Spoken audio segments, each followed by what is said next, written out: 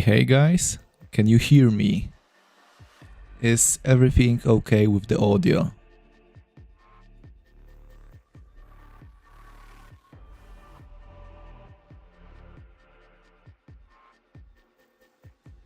Okay, thank you so much. I just need one more minute to set things up.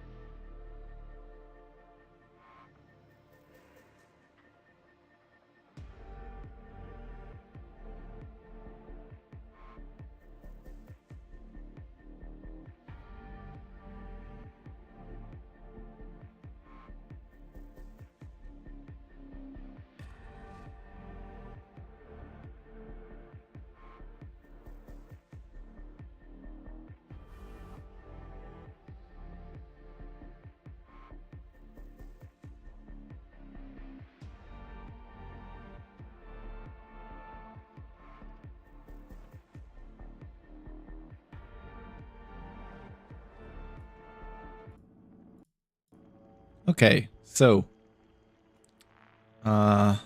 we will be starting right now. I'm just setting up the avatar quickly.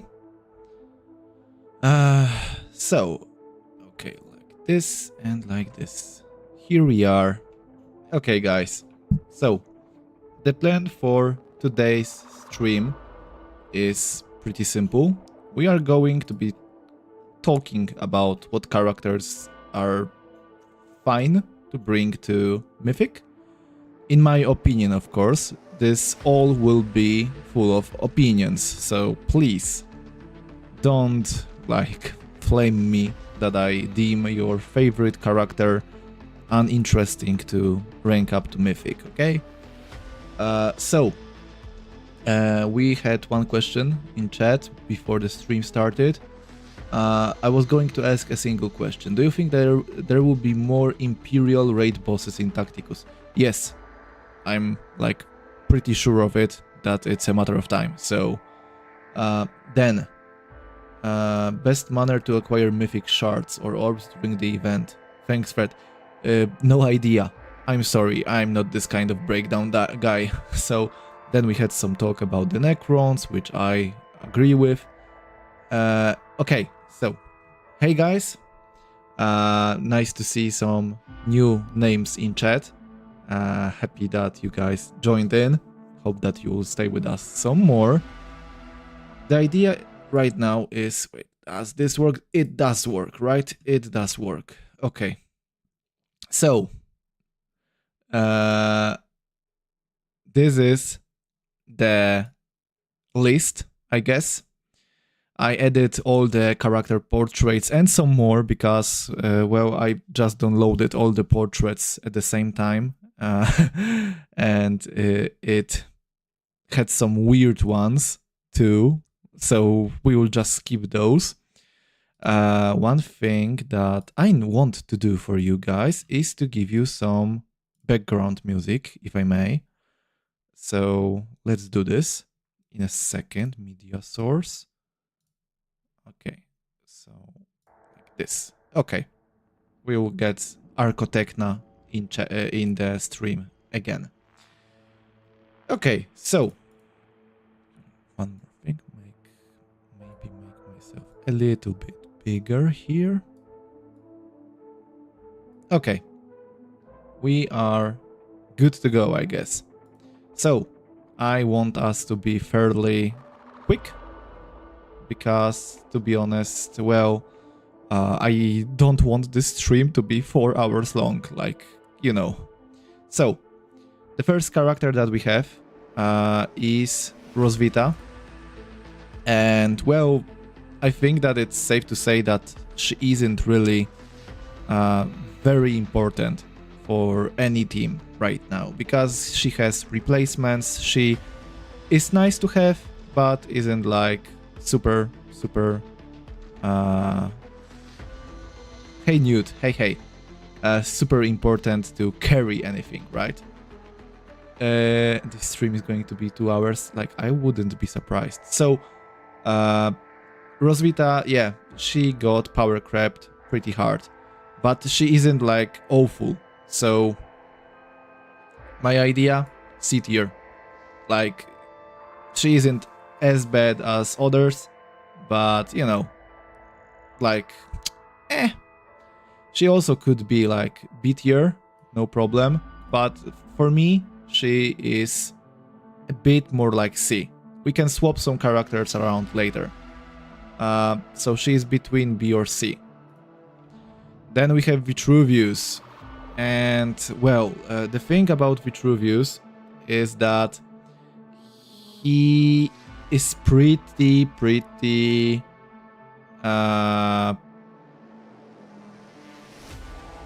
like good to have at higher ranks. Okay, defining the tiers, that's a good idea. So S tier, we can make it like 100% worth it always. Okay, let's make it just like this. Then we have A, which is like very strong. Then we have B, which is like, yeah, B is just okay, like nothing meta breaking. C is like only if liked, and D is for don't.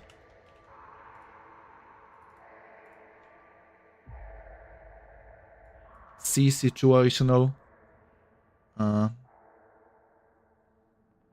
S must do. Yeah. Okay. Okay. I think that this current iteration is okay, right? I mean, yeah, if we define like only if liked, you know, the problem is, how do we do it? We have, I fucked it up.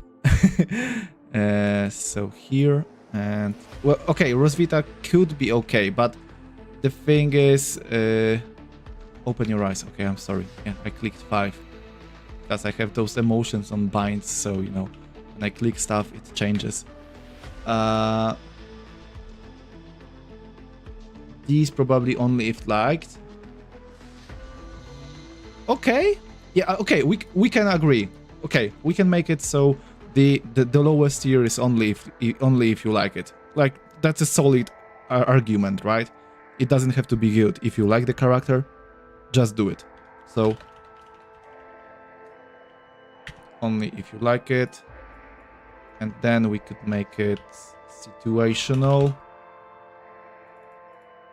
and okay. I guess I will make it. That's my feeling. So, wanna do a watch party? I don't think that I have the time for it right now, but we will see. Okay. I need to move the chat because I want you guys to be co-stars of this event, you know? Yeah, my favorite character, Chaos Guardsman. Like I said, the portraits are kinda... yeah, also 2 Vogues. Like, ignore some of the weird things, okay? So... S must upgrade. A, amazing. You can play with it even if you don't like it. B will play, but not anywhere. C will only play with closest shard. D... I mean, 100% worth it. Very strong situational. Only if you like it. I will stick with this one. We can make some changes in the later if we have any problems defining. So, Vitruvius. Like, the thing about Vitruvius right now is that he's quite nice for the AdMech, right?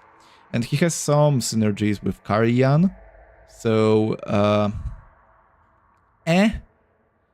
So, I think, like, I would call him situational, especially since, well, he only needs to basically hit the enemy once, and then he can just run away. And the thing is, it kind of feels like the AdMech relic basically only helps Exitor Raw, realistically. So, you know, I think that we can agree that that's like he doesn't need the relic that much. Then we have Matanio, and well, to me, like, I really dislike his relic, the Power Fist. I don't like it at all, so I'm not hyped about it. I also don't think that anyone right now needs Adamantine Matanio, so like only if you like it, Emo. Like, I would be like, do you need him? Because keep in mind, we are not talking like, oh, are we bringing this guy to gold? Or are we bringing this guy to diamond? We are talking about going next level. We are talking about grinding the blue star and ascending him to the mythic rank, and then perhaps upgrading him to adamantine. You don't need adamantine Matanio. Like, come on. There's no need to grind those shards. There's no need to upgrade those abilities. If you want to use him in Guild Wars, for most of the players, Gold 1 is good enough. If you want to use him in Legendary Release events, like, Diamond is also good enough. So, you know, Matanio is fine. But you don't need him that high. Malleus, to me... Oh, sorry. This... Malleus to me is like one of the worst one of the worst investments in the game. Like, I'm so sorry about it, but I think that it's quite easy to agree. It's the easiest thing that we can agree on, I think. So yeah, like, only if you like it. Okay, Ragnar. Well, Ragnar is 100% worth it, but it's mostly because getting Ragnar to the Mythic tier and upgrading him here in the Mythic tier basically means that you will upgrade his crits a lot. You will get crit items to the max level, you will get more damage buffs on his active for all of your multi-hitters, and well, it basically means that he will hit like a truck. And like it's said in the chat right now, he benefits from all stats. It's like it works very well for him. So S tier, easily 100% worth it. If you have Ragnar at Blue Star, go for it. Like, do his missions. Yeah, so Abaddon. I mean, I mean, right? Right? Like, we have two powerhouses in a row. Like, come on. Okay, let's be realistic. Let's be realistic here. Abaddon right now, well, only if you like it. Like, easy choice here, right? Only if you like Abaddon, you will get him. But, you know, like I said in the previous stream, there are some things that may hint some Abaddon love sooner than later, so, you know, this tier list may be outdated quickly, but no idea. We will have to see in the future. Revas. So, Revas is like an ideal contender for the very strong tier, because, well, you can always use Revas. She is still plenty useful for different guild raid bosses or primes. Like, it's not like meta breaking, and it's not like super super optimized, because, well, she fell out of meta. But at the same time, you can use her for Sharek, you can use her for Gelgo. Yeah, no, not Gelgords. The Orc boss, okay? Sorry, I forgot the name. You can use her for Rodbone Prime. Like, she has uses, and I believe that she is very strong, because, well, her relic is also very nice. The fact that if you play her correctly, you can basically overwatch into every legendary release event wave. It's very solid, so very strong. Eldrion. Now, Eldrion is weird, because, well, you know, he used to be like the top of the top, right? But I think, like, it kinda changed over time. Like, to me, it feels like yeah, he is very strong. Like, I can agree that he is very strong, but I wouldn't call it 100% worth it, right? He isn't an auto include anymore, so you know. But A tier, yeah, like, calling Eldrion situational, I think it would be a stretch. I just hope that his relic in the future will be more interesting than Eitana. Vindicta. I mean, she is good in legendary release events. She can carry you in some, but yeah, I think that she's total like, I don't feel like it's... I don't think that 2 tracks, which is basically flame and physical, is good enough to call her situational in this tier list.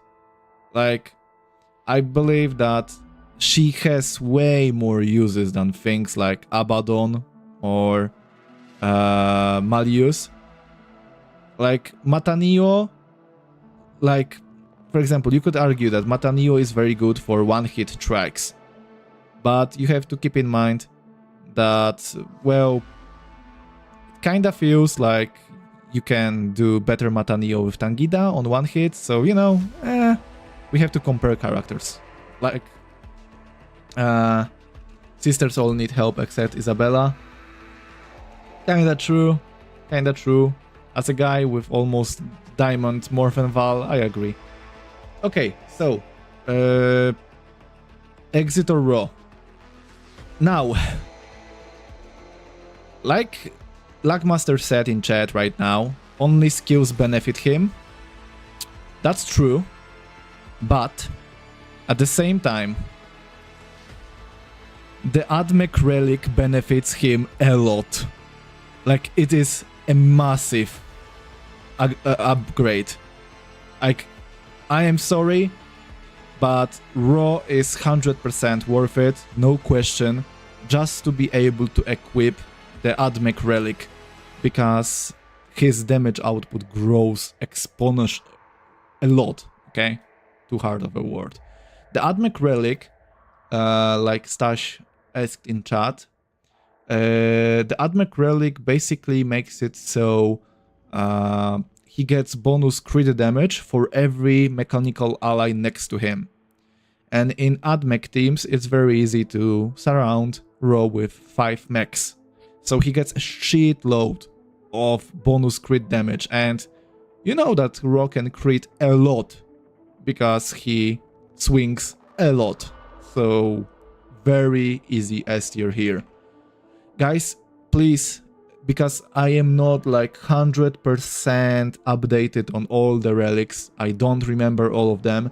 If some character has like an amazing relic, please tell me in chat, because I want to take them into the account, okay? Because without the relic, Raw would be very strong, not 100% worth it, but the relic makes him 100% worth it. Kalandis. Why would you run? Like, do we have anyone that has D3 Kalandis here? She doesn't have any relics yet. She is just used for Guild Wars or Tournament Arena, I guess. Like, I feel like it's like, you know, she's higher than Abaddon, lower than Mataneo, I think. I think that only if you like her. Like, we are talking about getting her to a Mythic rarity, right? But at the same time, you will be getting her to the Mythic rarity just by playing over time, right? Because you will be getting shards from the Tournament Arena crates. So maybe you can make her like because you don't need to grind her shards. So, I mean, yeah. Yeah, and she's common, right? I would... only if you like it or like, that's the choice here. Not idea what to do with her, so... only if you like it, let's be rough. Actus. Like, Actus is very important in the mech team, but it's also very easy to see that he doesn't need to be maxed.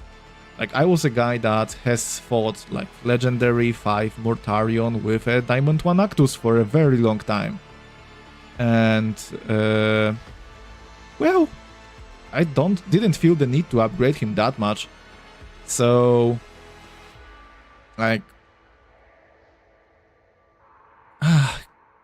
damn it, like, Vitruvius has more uses than Actus, right? Because Vitruvius is used both in Admech and in Custodes. So, in the meantime, Actus is only in the Admech.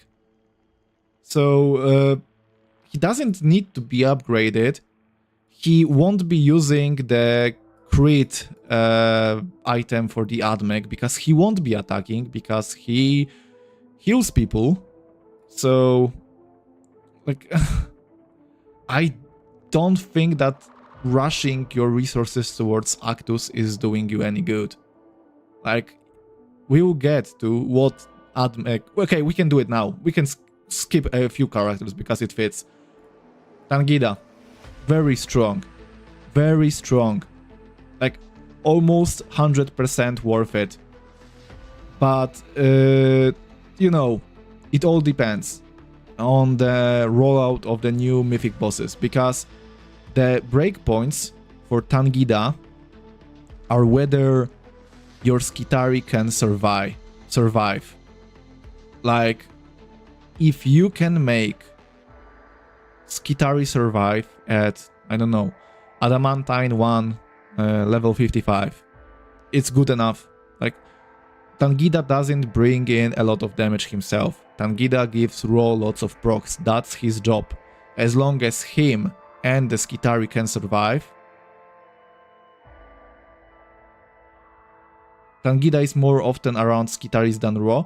That is very much true, but Tangida only attacks once per turn, 2 if you use Actus. In the meantime, Raw attacks like 20 times at least. So, you know, the Admech Relic won't do you as much justice on Tangida as it does on Raw. So we have to distinguish like the power level between those two. Like Tangida is a very strong Admech support, but upgrading him, like you could argue that without upgrading Tangida, Raw won't be doing anything because the Skitari will be dead and he won't be like attacking because there are no summons. But you know, like we have to think about things like the relics and abilities too. And let's be honest, Raw is way more important here. As long as your Skitari can survive, they can buff up Raw. That's the point that you need to get to if you want to push your Admech in the Mythic tier. Then we have Synergies. I'm sorry, Synergies, like, only if you like him.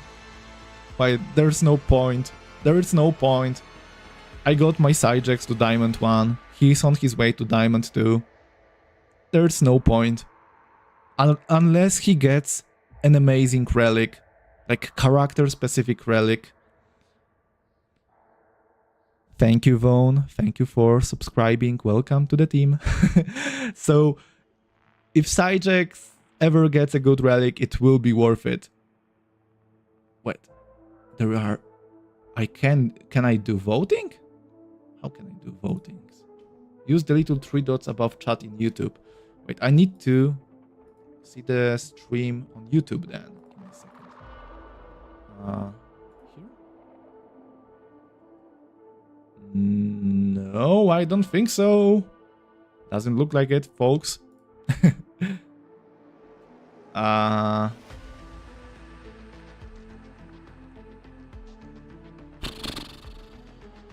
No idea. Okay. Yeah, we like okay, I will make sure to research the votes and stuff for the next stream, but we really don't want it to be 3 hours long. Like, I'm sorry. We have a lot of characters to go through. Katskoden, easy, only if you like it tier. Like, no use to get him above silver or gold. Like, you guys can vote by sending messages in chat. That's my idea. Like, if you guys talk, you can convince me or the others that someone belongs somewhere. You can just type here. So, okay. Isabella. Is Isabella worth it to bring her to the Mythic tier? Like, do you need her so high? Let's be honest. I don't think that you need her so high. Like, do you need her at Diamond 3 right now to max out the events? Should campaign necessary characters be at least Not really, because we are talking about getting them to the Mythic rank. You don't need the Mythic rank for the campaigns. It is a possibility or an argument for campaign events because, well, they can get to adamantine ranks with the Mythic upgrades and such, so I would say, personally, I know that it's kinda a hot take, but I would say that Isabella is in terms of being a Mythic upgrade. Like 20% boost to her passive, okay, like that's okay. So that's basically upgrading her passive realistically by, it's at 180% before the Mythic, and you get it to 200. So, you know, that's not like that big of a boost. Like 1/9, so let's say 11% realistically. Like, it's okay. I would say that she's like in the same bubble as Actus. And at the same time, let's be honest, Actus has more diverse uses. Because Isabella is basically only legendary release events. So it's, you know, realistically, Actus is above her. Actus is above her and Vindicta. Like, no competition. He's way more worth it. Mythic is overrated until they drop the next year. Yeah, kinda. Dante will have stages 15 to 18. Yes, but you need to answer one simple question. Do you have a Diamond 3 Isabella right now, and do you need her for the current stage 14? Like, that's the question that you need to ask yourself.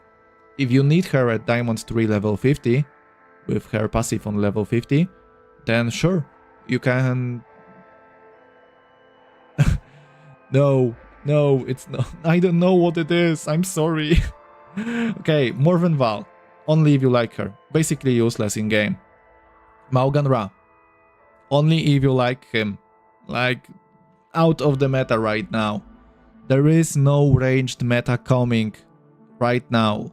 Nothing works for the ranged meta when you compare it to the Admech, to the Custodes, to the Neurotrop even. Like, there is no ranged meta yet. Maybe we will get some more support, maybe we'll get some more teams to play, but Fred leaks the Vogue update. No.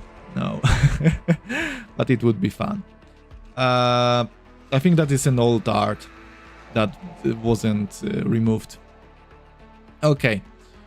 Aitana. Aitana is... Why would you need Aitana? Is she like very useful in multi-hit right now? I feel like she kinda fell off too, just like Maugan Ra did. Like, she's way stronger than Maugan Ra, let's be honest, but at the same time, you know, is she that good?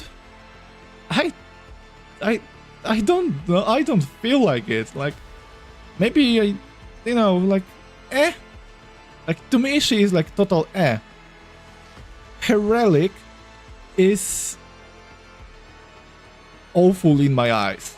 Like, I don't want to get this Relic. I don't want to upgrade it. Vex will kill you if she is not in situational at least. Well, oh well.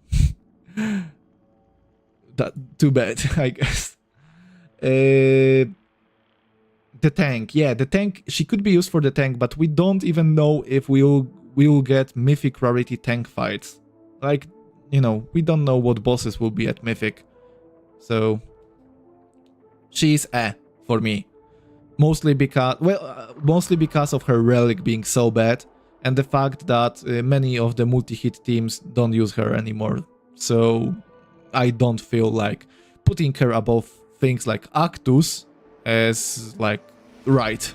It feels wrong, so... Celestine. Oh, I don't know. I feel like situational is a good call. So, like, Celestine gets a very nice relic, let's be honest.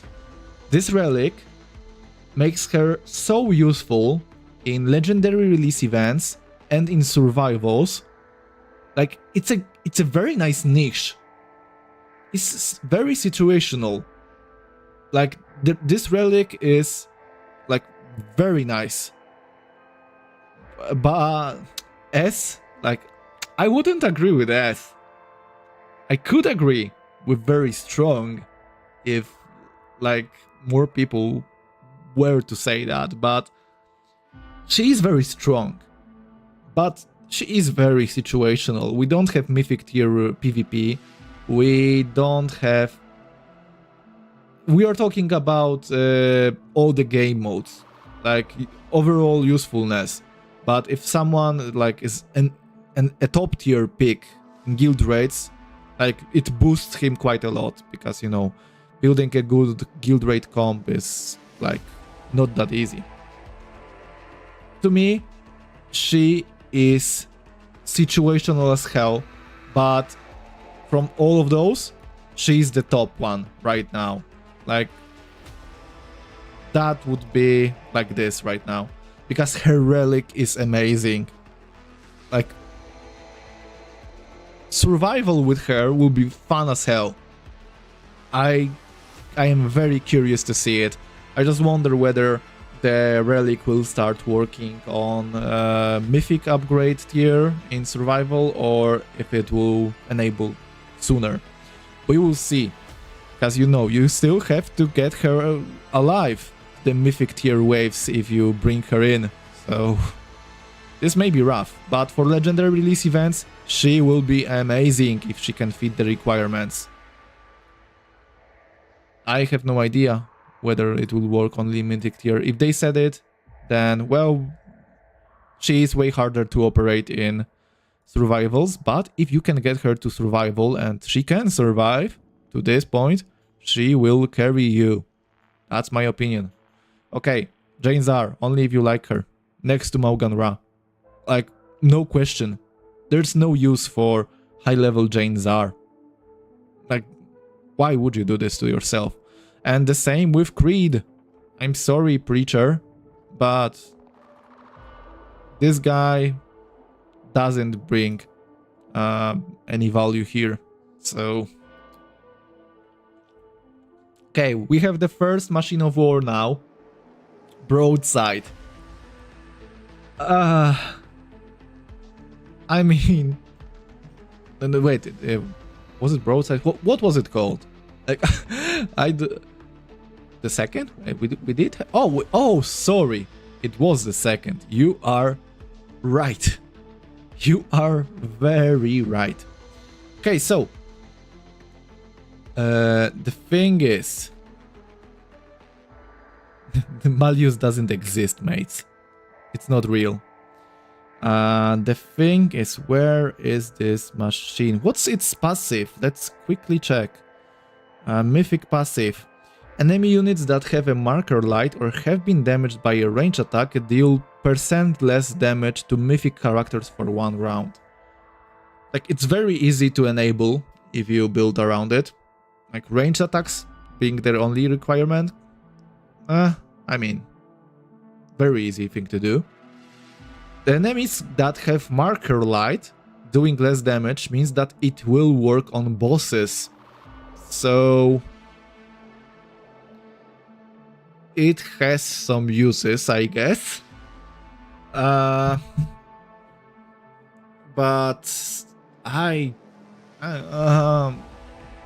would it be worth it to push it? Like, incursions are not that bad in terms of getting the blue stars, because you can just farm them and you don't waste any additional resources. Like, you're only wasting like the choice of maybe farming other character Machine of War in the meantime. Like, it's total A for me, because that passive is very easy to enable, and well, like, it's not an awful machine, so you know, I feel like it's a correct choice. You guys can disagree with me in chat if you want to, like, no hard feelings. Sibyl, can you guys see the pattern? Which faction deserves some love the most? Who do you think deserves a rework? Do you have any idea? Because I feel like there is a pattern here. Okay, so Forge Fiend. Forge Fiend, to me, is very strong. Like, his uses are mostly for guild raids, but at the same time, he is essential to have upgraded for some of the boss fights. It's not like BioWar, where you can basically where you can basically kinda leave it at level 1. Like, you know, to me, Forge Fiend is like one of the best machines to upgrade because he is very reliable and, well, the ability to clear the summons are sometimes make or break for your guild rate tokens. So, you know. Okay, Chaos Guardsman. Guys, now this is an easy S tier, right? Like, I feel like the Chaos Guardsman deserves the Mythic rank. Easy S. Easy S. Like, the easiest S of this tier list.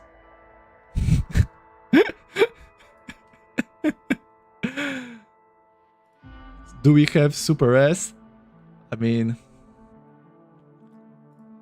to be honest, it's the first time that I'm using this site, and I'm scared that I will click something and I will, you know, delete my progress. I don't know how to make a new tier. Like this? Oh, add row. Okay. And we can make it this. And then we do like this. We broken tier. Okay. That's it. That's it. Okay.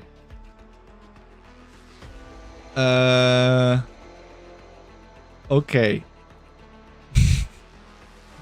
It's so goofy. Let me just move the opera to the left a little bit to like this will be better. Okay, so now we have Volk, and let's be honest, like, why would you bring Volk? But cooler Volk is like, now hide it so nobody knows. I mean, yeah, that would be... Yeah, we can do it like this, you know, so people can see, oh, what's above Ragnar? What's so strong? It's nothing. You don't need to worry about it. Yeah, like this, like this. There is something above Ragnar in Raw. Yeah, cooler Volk. Yeah, broken. That's true. Cooler Volk is broken, and base Volk is only if you like it tier. Like, that's the very nice approach. So now we have this guy. I know that you guys love him so much. I know that he has a fan club. But is it Mythic worthy?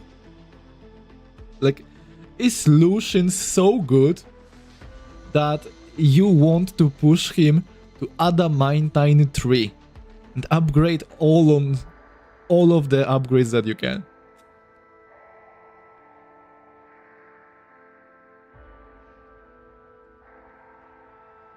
People are saying that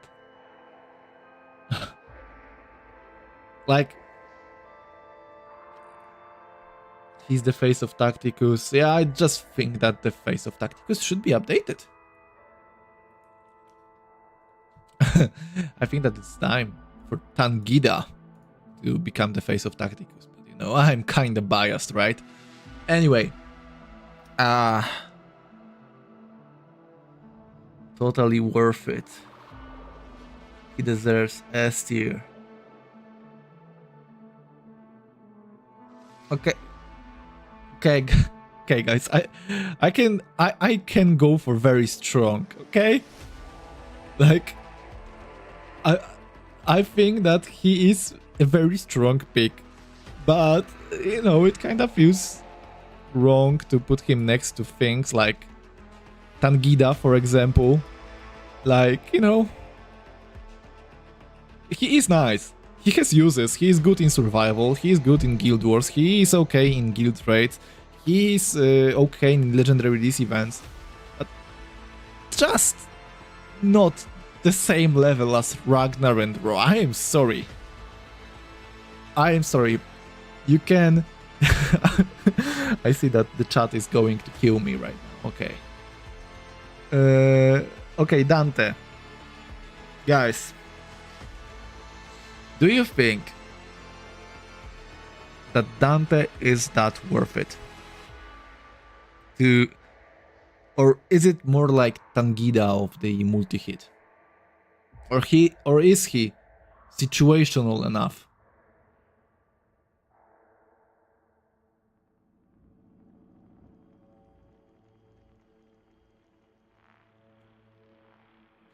Yeah, I can agree with you, Hos. That Ragnar and Raw are mostly for one game mode. But I feel like guild raids give you so much value so that it still is worth it.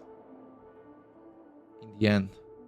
Like, we are talking who you shoot, right?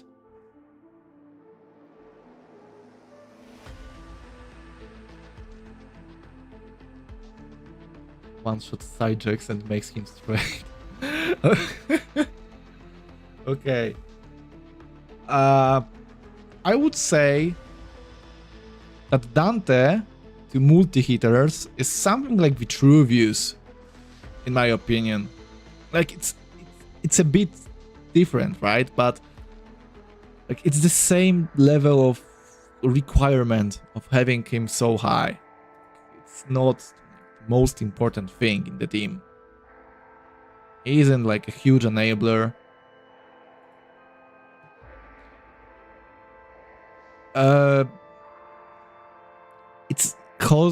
It's both of those questions at the same time in a way.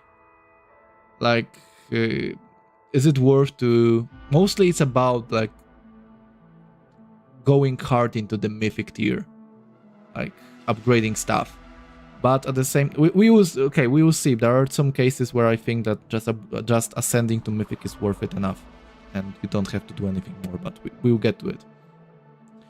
Harken, the survival MVP, right?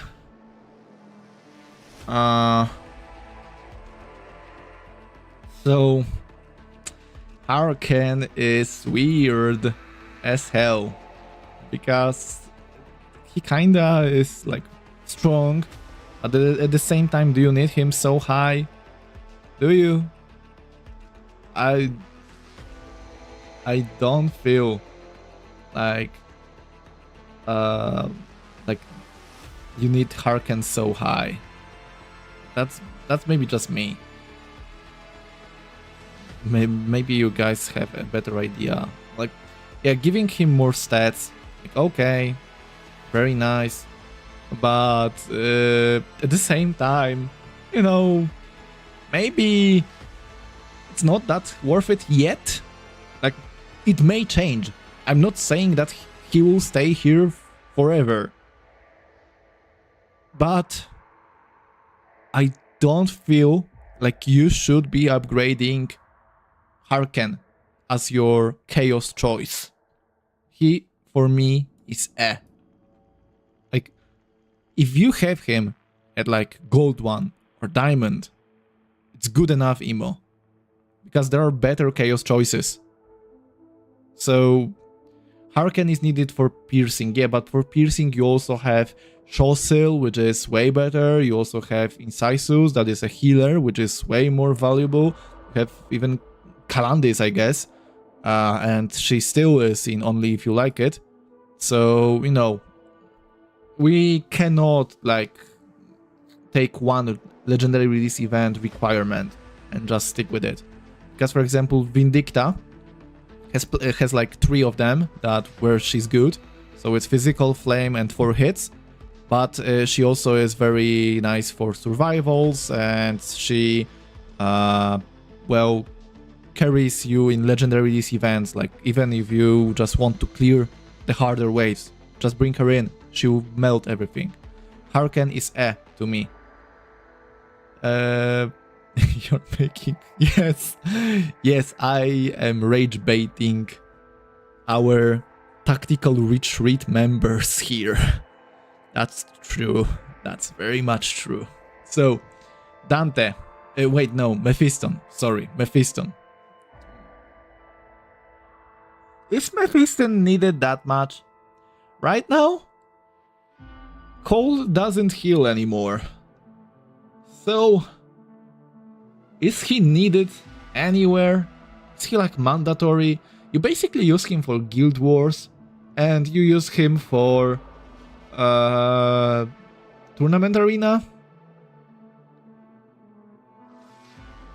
His summons do, yeah, but at the same time, you are supposed to kill all the summons, so if you play correctly, they won't heal. Yeah, the next season he won't be healing. Like, we are talking next season, Cole. Strong Horde Killer. I mean, I could agree with like, because I'm like torn between this and this. Like, and only if you like him. Like, he is just a PvP character right now, since we are not getting heals on bosses, and if Cole, like the most reasonable character to get repairs or heals on him, has them removed because it feels bad for the players, I don't think that we will be getting any more heals in the future then. So... situational... But yeah, but you don't need mythic tier characters in Guild Wars or in Tournament Arena. That's the problem. Like, for a tier list about, well, should I bring him to Diamond? He would be good and high in the list, but do you need him any higher right now? He isn't used in guild raids, he isn't good in survival, like, not that good enough, I guess. He isn't like a star of legendary release events. Like,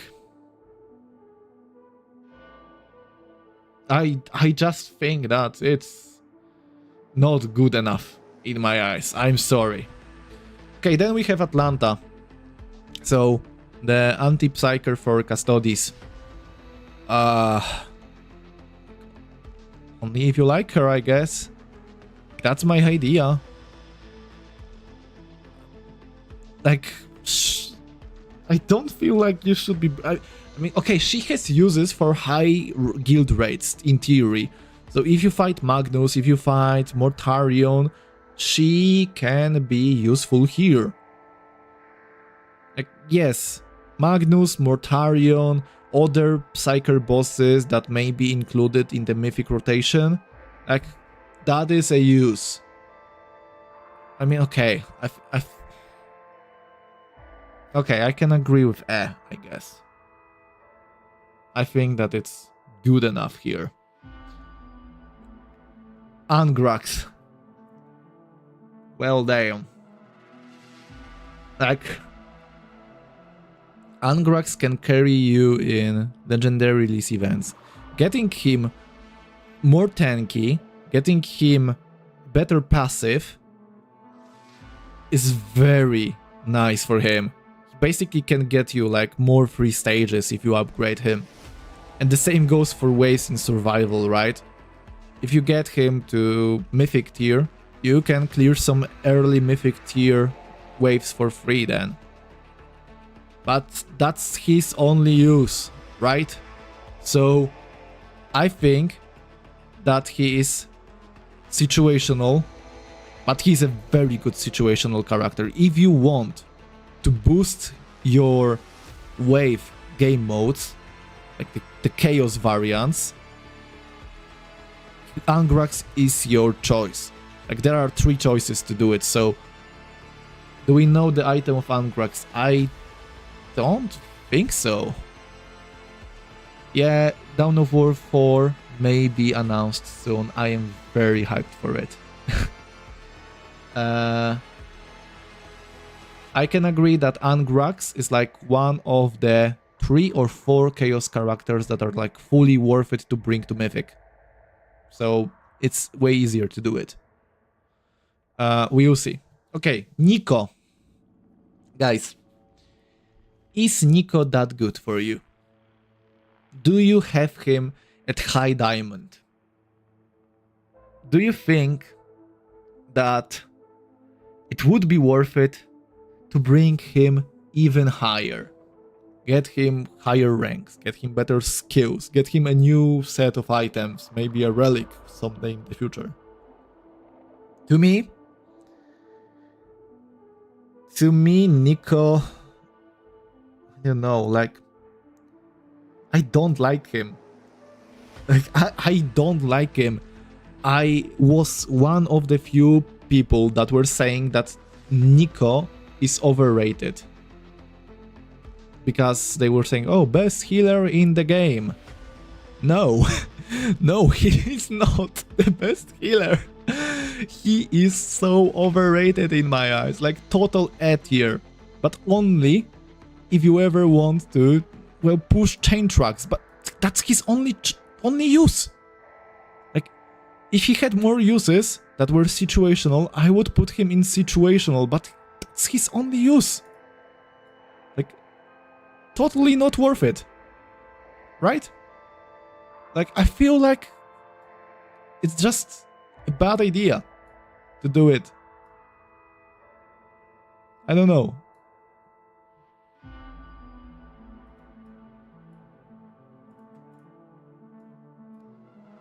When I use him, I really like him. Stone 1. I have him somewhere in the shelf. I have him at Silver 1 because I use him in my Guild Wars team where I bring in 4 Deep Strike Terminators and I have Nico as like 4 movement healer to catch up and heal them. Like, that's my only use for Nico. To meme on my enemies in Guild Wars, okay? I total A. And I would even consider getting him here. Like, you know, I am not a fan of the character. I feel like it's not worth it. Fork us. Fuck us. Fork. Fuck us. Let's go with fuck us.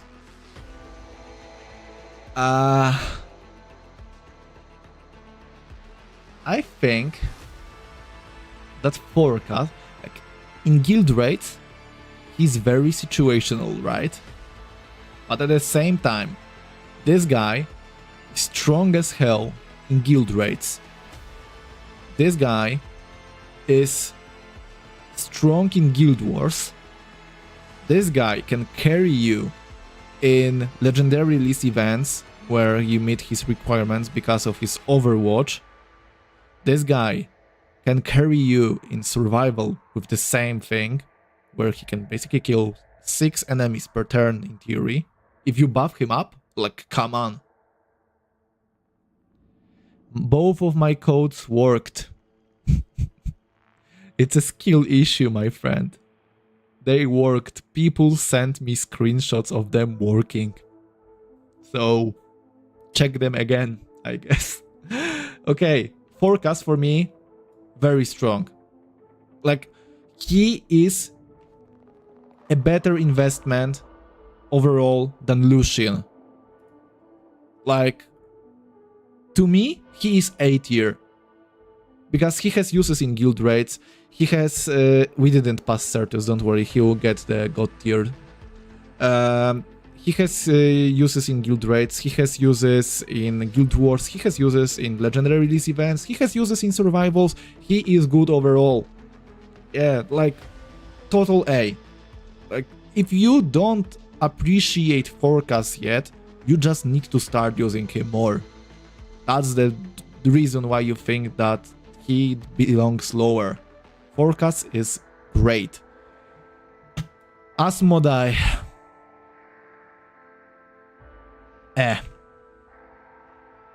Basically only used on one guild raid boss, and the difference between Lucian and Matanio seems very wrong. That's true. That's very much true. I will fix it. So,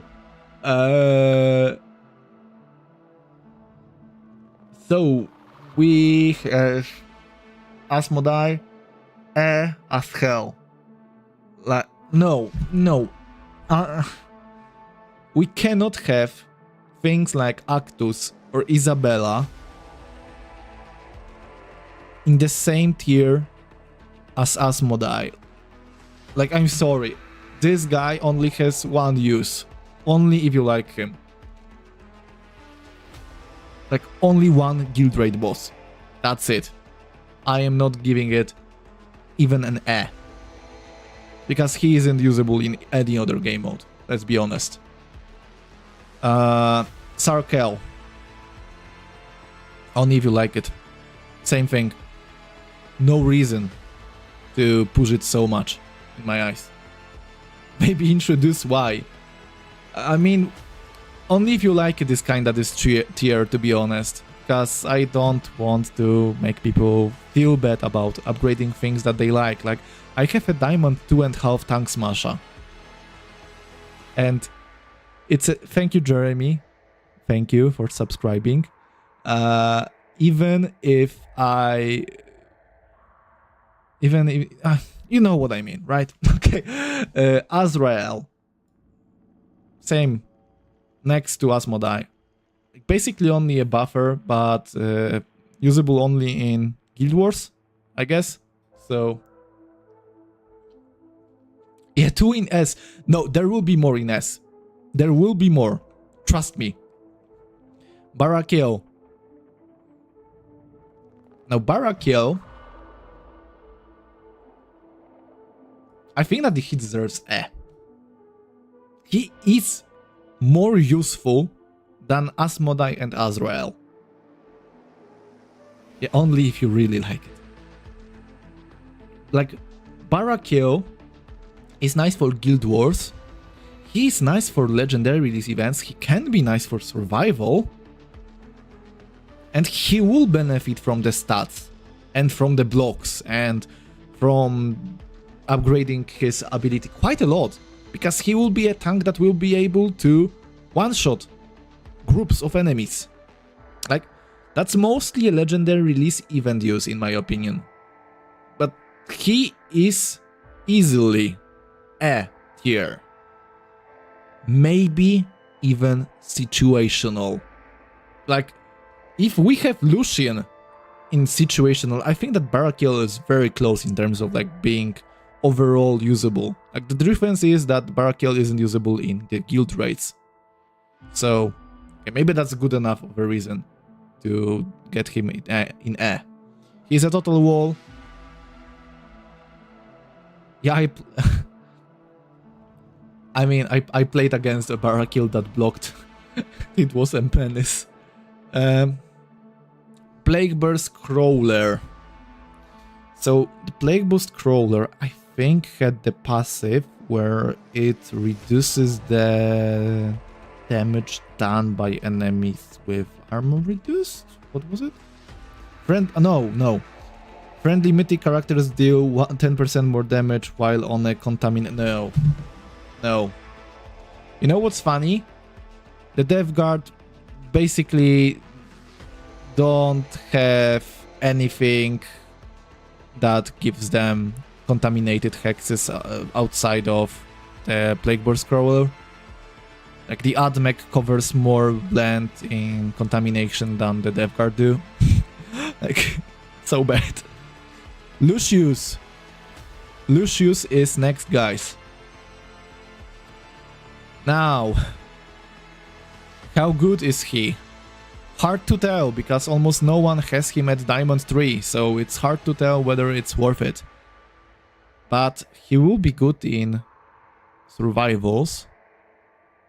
Good enough, at least. He can have some uses in legendary release events. Eviscerating... No, it's power. Chaos power is useful. 6 hits is also useful. I would say Like, Lucius is like a proper like maybe, like that's the vibe of this I'll get him a little bit higher, next to Harken, like best bros, right? We'll just, you know, they will smooch here. Wait, you can, oh, so they look at each other. That's the love that I need here. Okay. Maladus and Rodbone.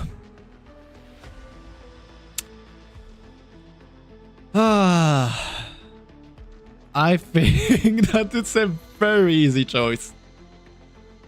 Two of those guys are amazing. Maladus and Rodbone are usable in guild wars, survivals, like, you know, legendary release events. They carry hard. So I wouldn't say that it's like the level of Ragnar and Raw in terms of how important it is to upgrade them, because they mostly are going to benefit in legendary release events and in survivals, and I don't rank those as high as top level guild rates, but they are good enough in my eyes to be very strong upgrades. This duo is a menace to fight. Okay. Typhus. What a downgrade. Instant downgrade. Why would you get him any higher than Diamond? Like, you can get him to Gold or Diamond, that's your choice. But getting him any higher, like, I don't think that is a good idea. Like, come on. No. Same goes for Pestillion. Like, I'm sorry. Like, those are the cool guys. Those are the stinkers, the real stinkers. The only good in Guild Wars DevGuard team, and that's the difference, because Maladus and Rodbone are way more useful and way more flexible with the uses, right? So, okay, now we have Corodius. Corodius is weird because he is very useful for some game modes, very useless for some others. So I would say that he's situational, and let me explain why. I believe that, yeah, RNG, I hate RNG too. Like, hiding skills behind RNG is a bad design, but that's a talk for another stream. For a design tier list in the future. Corodius carries you in survival because of the movement buff. Corodius helps you a lot in certain legendary release event maps where you can catch up to your Engrex and heal him up so he doesn't die and doesn't get overwhelmed. Like, the movement sometimes is very important here. Like, it's not only survival, it's also legendary release events. And sometimes the Poxwalkers can carry the legendary release events too. Like, it's a good bonus. And also, like Clippy said in the chat, gets points for being required for AdMech campaign. I know that Pestillion also is required for the AdMech campaign, but he isn't the carry in this team. It's Corodius that carries the team. Just joined. Who is above Ragnar and Raw? Okay, chat, you have to answer this. Okay, now we have Jude, and I think that she's like, I think that she's I believe that she is okay to up. The things that she can do with the crit items, if you get her double knives, is sick. She has uses in legendary release events with her kit, and she has uses in survival. But, you know, total like, she has more. Damn it, no, wait, no. Like, only if you like her. We are talking getting to a mythic level. We cannot get everything to mythic. We need to make choices. She isn't good enough to consider to push hard. Only if you like her, you will build her. So, 2 lost Primarchs. I think that there are more lost Primarchs down the list. Okay, next one, Holland. We have Holland. And we didn't get to the orcs yet, don't worry.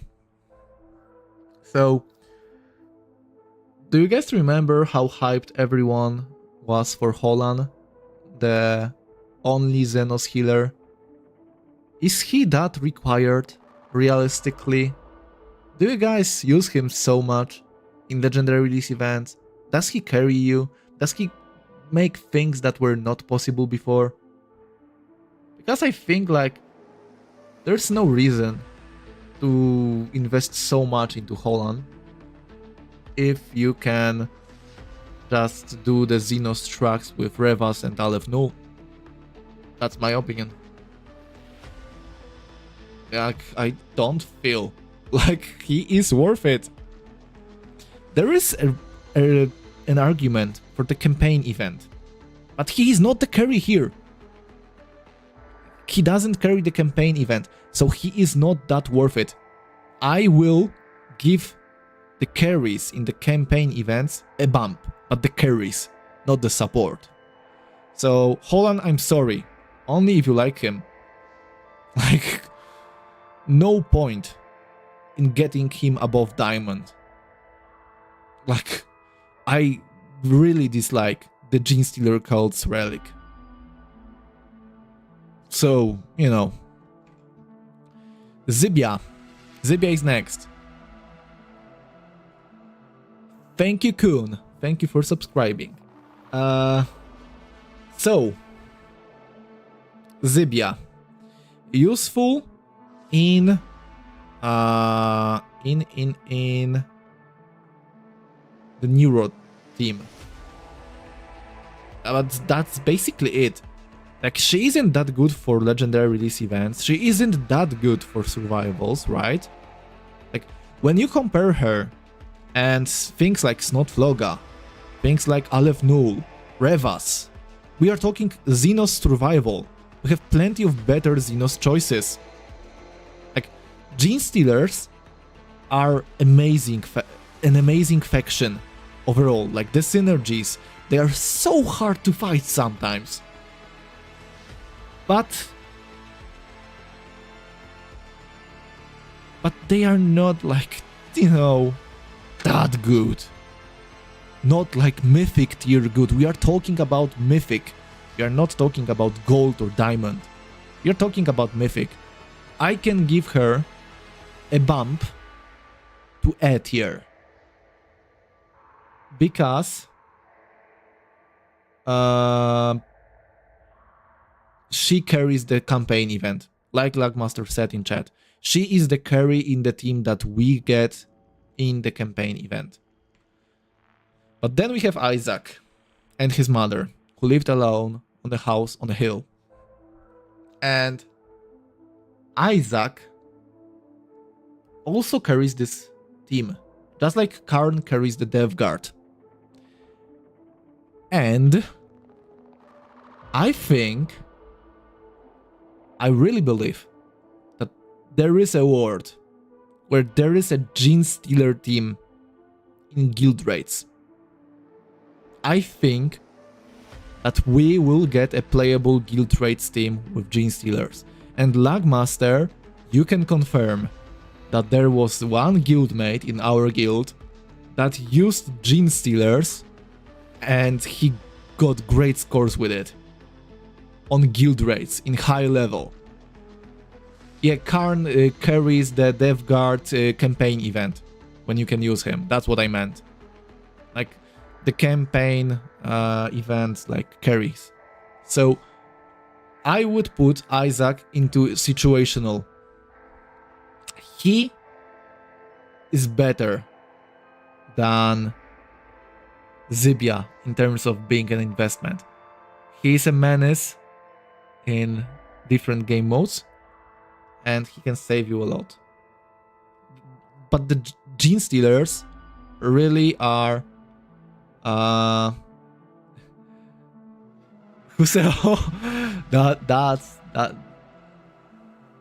that's a very risky question to ask. This is a god tier, but it's hidden. You have to trust us about it. Yes, the Patermine Isaac comp like has potential, especially if we can get them even higher so they can stomp bosses in Legendary. You can use it for stomping Legendary bosses because of the low pierce. Okay, let's go. Peter, only if you like him. The worst part of the Gene Stealers, in my opinion. The part that doesn't need upgrading as much as others.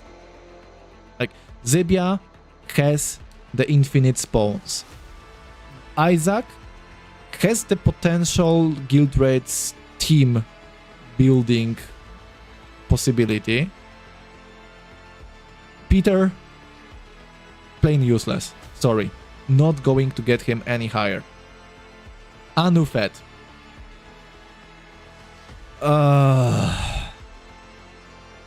I would love him to be more useful. But it's only if you like him. Like, let's be realistic. Do you need a high-level Anufet in your life? I don't think so. I don't think that you need a high-level Anufet. Like, he's okay, but he takes so much time to be enabled. Like, you know, there are better things to do with the Necrons. We'll get to the Necrons soon, I can see. But now we have some orcs. So... the first orc that we have is Snapareka. And only if you like it. Like, the thing is, you will get Snapareka to Blue Star easily, and you will do his mission chain over time. There's no problem with it. But investing any further doesn't feel that good. And I say this as a Diamond 2.5 Snapareka owner. No, you don't need this Snapareka. Like, truly. Emo spec. Now, emo spec, I think that he has grown for many people over time. Because I feel like his uses in survival, his uses in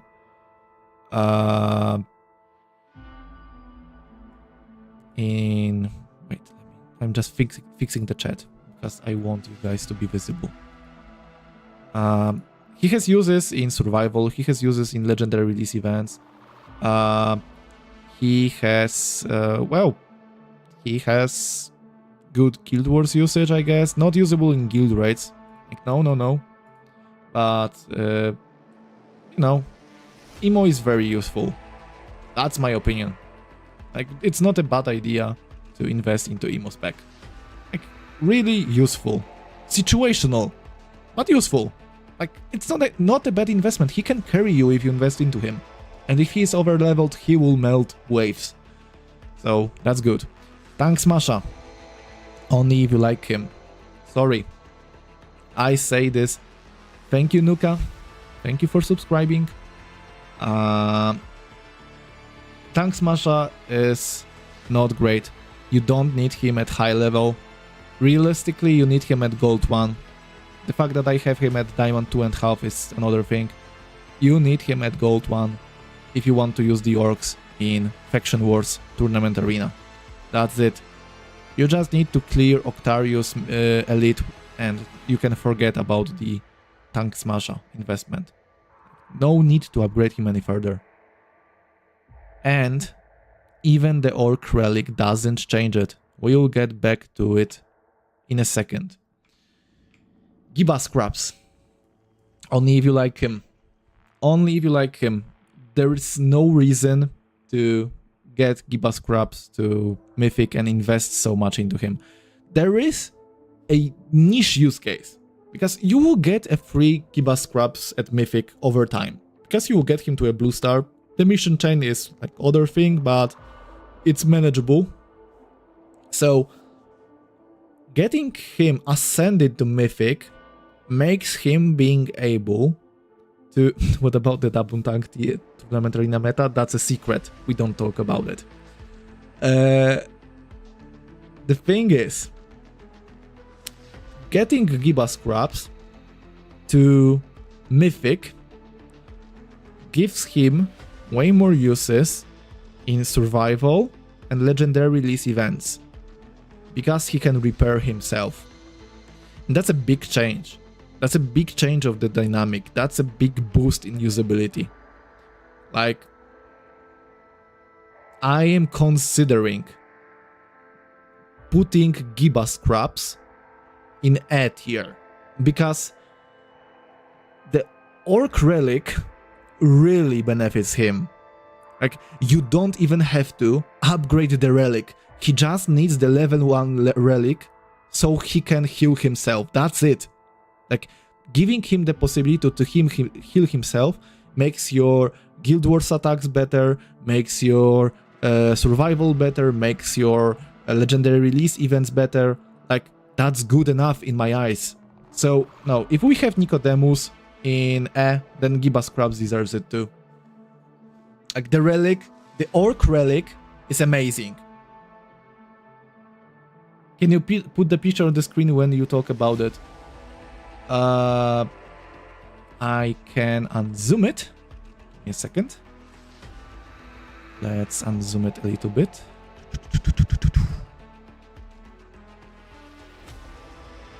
Ta-da!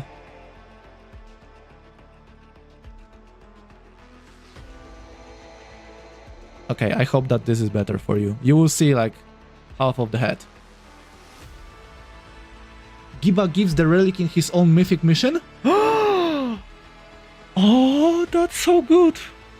Folks, please tell me that Snot or Tank Smasher also do it. Please, tell me this. Please tell me that we are getting 2 Orc Relics for free. Come on. Say it. Say it, folks. Okay. Okay. Solid.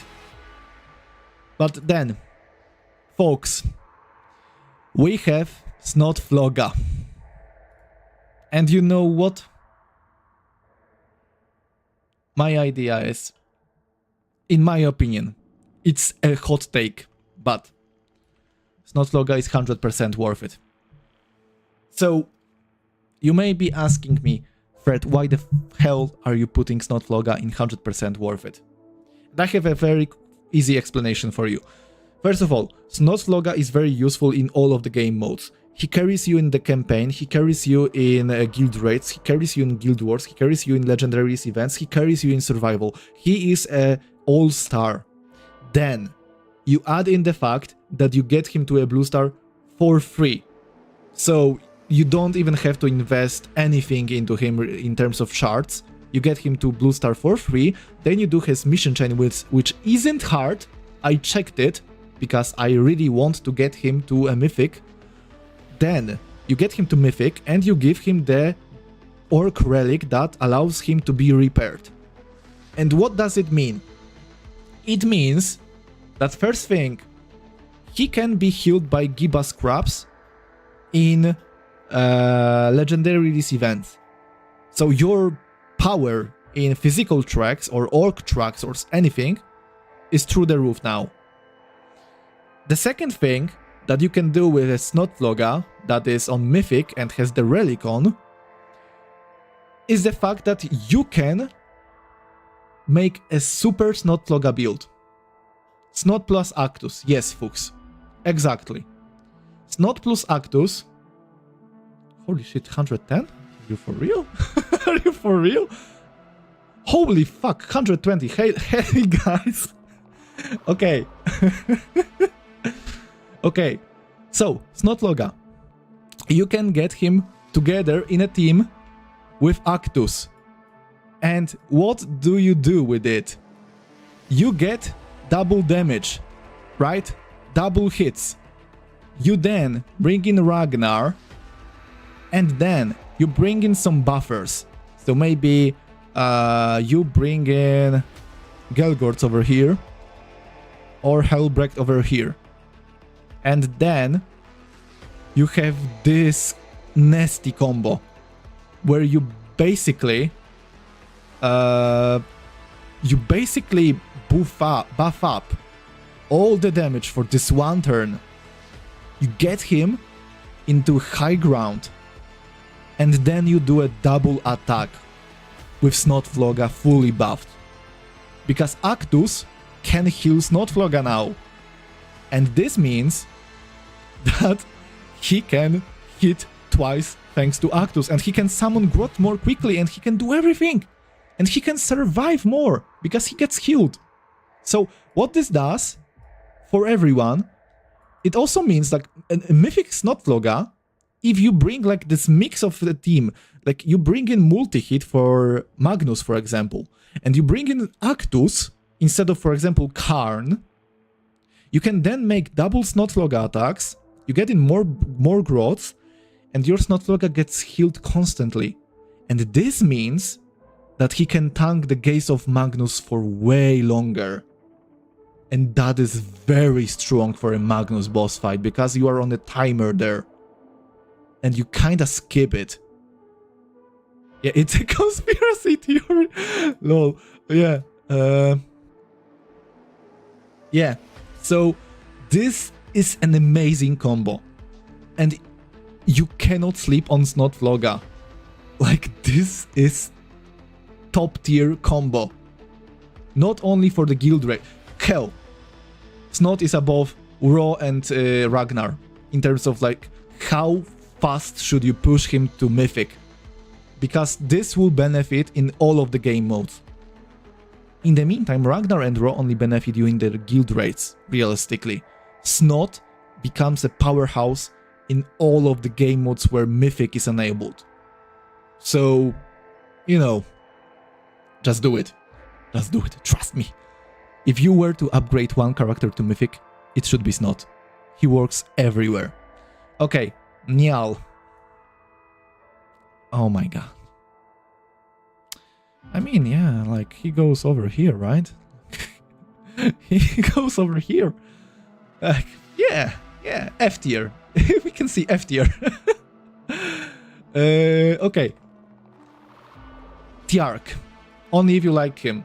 Like, it's not even situational. He's too bad. Oh, sorry. That's Aryak. Okay, never mind. Aryak is actually That's my bad. They looked so simple. Okay, Aryak can be He's an amazing tank, just like Barakiel. Like, that's the same kind of thing that I'm thinking about. Those two tank well. Like, if you can get them high enough, they can carry you in terms of tanking, right? So, it's worth it. It's worth it enough. Okay. Then we have Makotep. Makotep. Does he deserve to be... I need to zoom out. Because it's getting crowded here. Okay. Putting them above Matanio. Yeah, okay. Okay, I think that you are right. Matanio is also Like, he is like the Harken tier. Okay, you are correct. I have to agree. I was too rough on Matanio. Like, he is He is not bad. like Volk or Tjark, right? So, okay, you got me. I can admit to being wrong. Makotep, is there any use for him? Like, the Necron Relic isn't that exciting. He doesn't need to be that tanky. Like, the extra health regen, you don't bring him to game modes that benefit him that much. Like, he's a Xenos character that gives you +1 movement, so that's good for you, I guess. That's fine. That's usable in survivals, I guess, but it's only adjacent. In the meantime, Corodius has like this huge aura, so it's like not even close in terms of like how useful and easy to use it is. Yeah, basically only a campaign character, and it's not even an extremis campaign, and usable in things like Guild Wars or Tournament Arena for offense. So only if you like him. Oh no, it gotta be engaging. I'm sorry. Gelgorts. Gelgorts is very strong in my opinion. He is great for legendary release events. He is great for guild raids. He is great for survival. He is great for guild wars even. Like, he is very strong. He doesn't have an orc relic yet, but maybe he will get a cool relic in the future. Maybe he'll get some storm boys or orc boys. So, you know, there are uses here. But he's very strong. Like, tactical retreat, rage baiting, tactical retreat. Yeah, I am rage baiting tactical retreat. I invited you guys here. I get to rage bait you. Okay, Ulf. Is Ulf Like, is he I think that he's Like, there are some uses for him. His active is very strong. The fact that he can... But... I mean...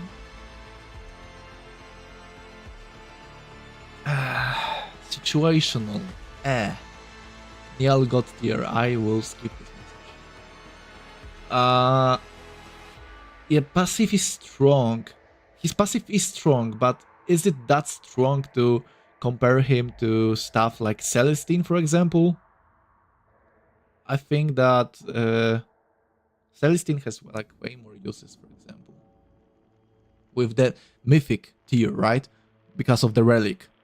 And Ulf right now has no interesting relics, so maybe it will change in the future, but those are my like first impressions and the current relics that we know, so that's my idea.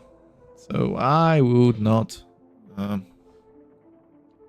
I've seen him one-shot characters, yeah, but he doesn't have to one-shot characters right now, right? Because Guild Wars and Tournament Arena is not at Mythic tier yet.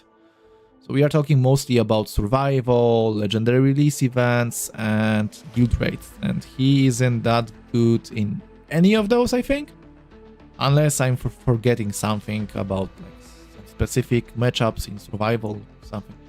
Do not underestimate him. I feel like there is a storm coming towards me if I do. I mean, okay. You know what? Yeah, he's kind of like emo spec to me. Like, okay, he has uses in guild raid prime fights. Okay, right. I can agree with him being situational. He can kill Corodius prime. He can kill several enemies in like Sibyl prime fight. Some survivals win bringing summons like Grot or Scarabs or something. Like when summons are on the field, he carries you. So maybe this is situational enough since, well, the summons are there in different game modes, right? So you don't need to upgrade him this instant. Yes, exactly. You don't need to upgrade him this instant, but if you want to, like, you don't also have to upgrade Dante or Lucian or Rosvita this instant, right? Those are situational pick. You need to upgrade Snotloga this instant. That's my thing. That's my idea. Onshi. Onshi. Thank you, Enrique, for subscribing. Welcome to the cult. Okay, Onshi is next. And the problem with Onshi is that he's just a double Warhol bot. That's what he does. And I think, didn't Onshi like kind of fall off of the multi-hit team a bit? Like, I think that his usage is going lower and lower over time. Defecticon, shut up. Shut up. It's 90 minutes of a stream right now. Okay. Onshi, to me, is A. He is A. Because he only has a use in one game mode. And he is falling off. You cannot tell me that he is as relevant as he was before. He is falling off slowly.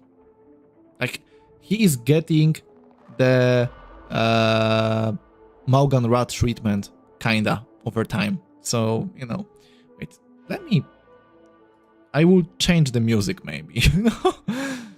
Give me a second, Where is it?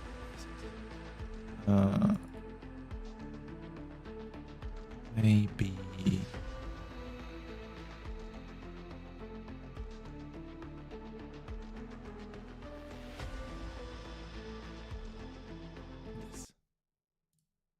Okay. I hope that it will work. Okay. We have the piano version of the Mechanicus music. Don't worry, I asked the guy that made this composition if I can use them in my videos. He agreed.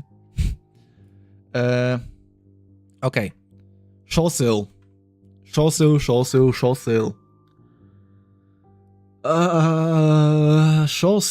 is very strong. I cannot disagree with this. Like, I still believe that Tangida is stronger. Like, I think that Tangida is stronger than Shosil. But no, I wouldn't place him as. Like, not next to Raw or Ragnar Snot. To me, he's a very strong A. Like, it's A for sure. He is very strong. But is he so... I mean, okay. We can... Okay, I can see. Better than Revas, below Tangida. I think that it's a solid placement. Like, he is almost Tangida in terms of how useful he is. Because, yeah, I am fighting the whole chat. I agree. I am kinda biased, of course, but I believe that the Skitari being able to tank for you is very important for uses outside of guild raids. Because in guild raids, if you play correctly, they won't be dying so much. Same with the drones. But Tangida has way more uses. Kinda. Okay, you know what I mean. I think that Shosil is an excellent choice. I just believe that Tangida is a little bit better in terms of usefulness in various game modes. That's my... You can see how people left after this argument. Wait, did people leave? Oh, fuck. Oh well. Tau fans, I guess. Shadow Sun. Only if you like her. Like, would you? Would you jump on the Shadow Sun hype train? I wouldn't. Like, she's not there. So, Dark Strider, same thing. Like, no point in getting it any higher. Like, we are talking Mythic. So, there's no point in getting him any higher. Okay. Let's bait people with it. Okay, Bear Chart. To me, he's like the bolter, Gravis tank of A tier. He's very strong in Guild Wars, and he is very useful in terms of legendary release events. Like, I can dig him being, well, useful enough for A tier. Do you need him that high? It's not necessary. But if you get him there, you will have some uses, right? Who's at the very top? That's a secret. She kicked your dog or what? No, like, okay, I don't like Tau. Okay, I don't like Tau, I'm sorry, but I have to agree that Revas and Shosul are very strong. In the meantime, the rest don't deserve to be Mythic tier. Not even close. Sorry, not sorry. You know what I mean. So, then we have Jaeger. Jaeger. He's kind of like Harken to me. Like, I feel like Harken, Jaeger, kinda like survival kind of builds. Jaeger has some more uses in legendary release events, I guess. So I would put him in A. Like, solid A. That's my idea. Thank you, Chaox. Thank you so much. Okay, so next we have, oh no.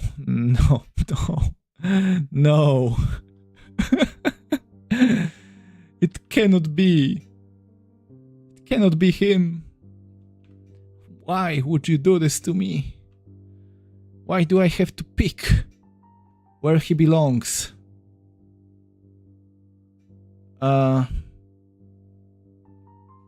Broken. Niall goes to the blue tier, mate. C for Crow. I'm... Sorry, he's in the God tier. Toriad. Why would you bring Toriad high? Are there any reasons? Is he good enough for anything to get to Mythic that you cannot do on Diamond 3 in theory? I don't think so. Do you guys think that there are some uses for Toriad? His passive could be useful, but at the same time, his passive works almost the same. Unless you hit the damage cap. But, you know... I feel like, for example, Vitruvius does the same thing, but for everything. And is also a healer and supports max and has one hit for legendary release events. So, in PvP anti-burst and melee buffer, that's okay. But PvP doesn't require Mythic, right? So only if you like him for now. I think that Snowprint can cook up an amazing relic for him in the future. I have no info on it, but I really hope that Toriad gets a fun relic in the future. But that's not the case yet. Helbrecht. Very strong indeed. mostly for guild rates. So I would think that Helbrecht is well good enough to upgrade to higher ranks, mostly because of his passive, let's be honest. Like, he's mostly a buffer, he does some damage himself, but the real magic happens when he stands next to Raw against a Psyker boss, and he can buff him to smack the hell out of him. So, you know, I think that Helbrecht deserves to be pushed. He is like, he should be like next. No, Forecast is a better investment. Like, Forecast requires Helbrecht for guild rates, but overall Forecast has more uses in my eyes. So Helbrecht is maybe here. I would say here. Okay. Abraxas. Total E. Why? Because he just needs to summon. The summons are so squishy that it doesn't really matter. He just needs to summon. And to do this, he just needs to survive one round, and that shouldn't be too hard. You can upgrade him. No, guys. Like, okay, Lagmaster, I trust you with your PvP god. Yeah, but we are not talking PvP. PvP isn't Mythic. Relic, 1 extra stack. Is 1 extra stack this worth it? To grind, let's say, 500 more shards and to upgrade him. Like, is it mostly for the relic? Like, I don't know. I kind of feel like no, he is not S tier. There's no word where he's S tier on this list.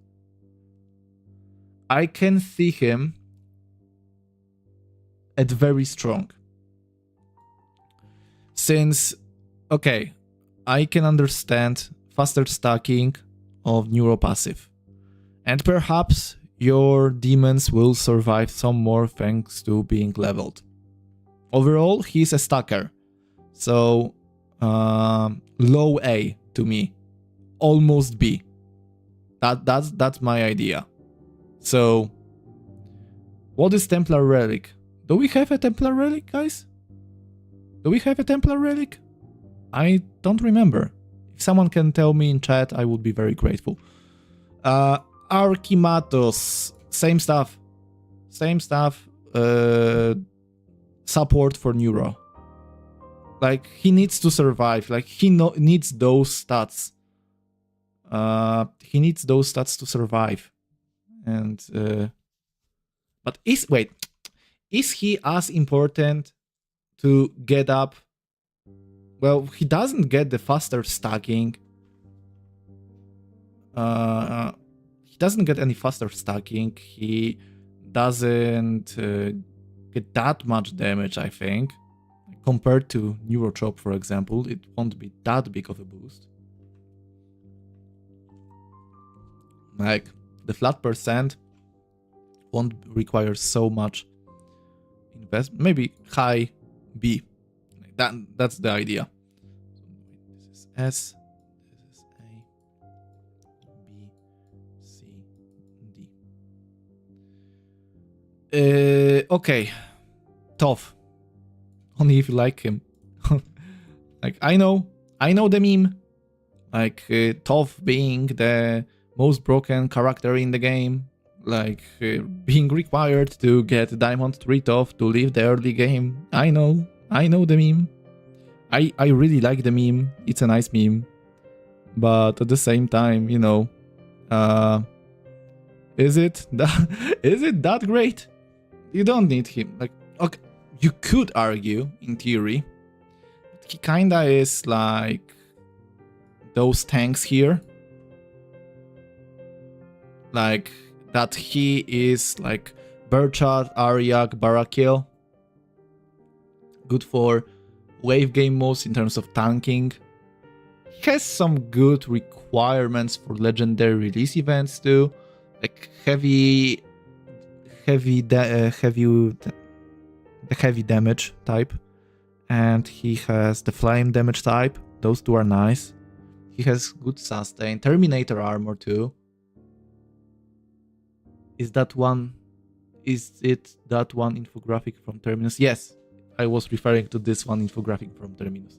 I really enjoyed this joke that he made. When I started Arky and Yarick ruled. Yeah, I'm sorry. It was summon meta because summons were level 50 and characters were level like 35 or 38. So you know. No, Snappa, Eitana, Maladus and Giba shouldn't be S tier just for the Archaeotech, because you will get them for free. We are talking about when you get to the Mythic tier. How important is it for you to invest further? Like, I agree that Snappa, Eitana, Maladus and Giba will get there very quickly. But, you know, it doesn't mean that you have to invest into them. So that's the idea. Okay, this bird guy deserves no love whatsoever. So let's just get him there. Biovore doesn't need any upgrades. He can stay at level 1. Incisus is situational. Very strong situational. So I think that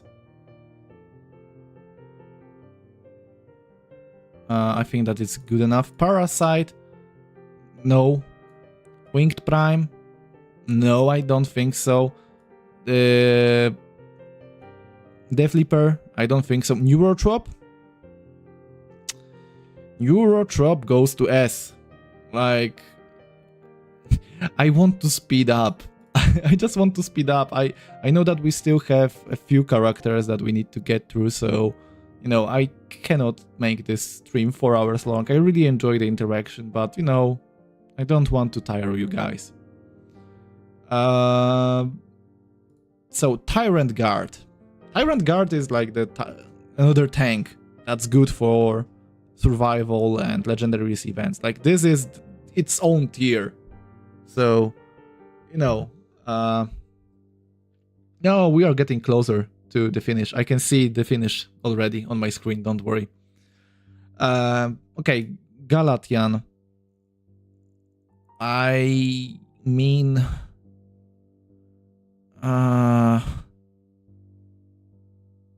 E next to Actus, I think. If you know how to yap, this can go for another hour. Brother, I could yap for 4 more hours if I wanted to. But I also want to spend some time with my girlfriend. So, the passive of Galatian, it was something weird. It was like, if you have characters standing next to other mythic characters, I think, or Galatian, they get less damage.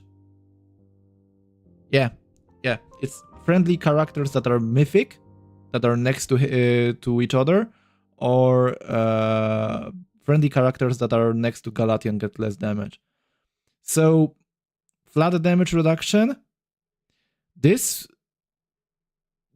will be very useful for high-level guild raids for the AdMech. Once you deploy the guy, and you debuff the damage that the boss deals to you, they can survive a lot here, thanks to it. Like 20% damage resistance, that's strong. Especially since the AdMech are, well, they tend to stay close to each other for the most important turns, so yeah, he needs to be higher. Like,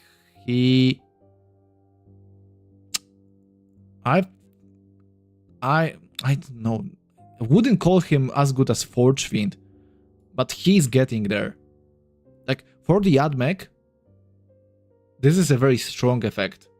And getting a healthier and more harder hitting Galatian will do you a lot of justice. So, you know, I think that this has potential. Now, let me just quickly change the music. Okay.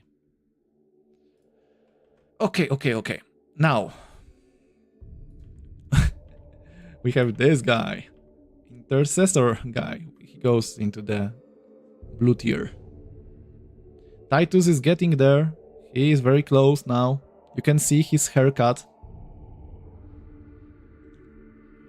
Okay, Bellator. Bellator is strong in legendary release events. Bellator is strong in survivals.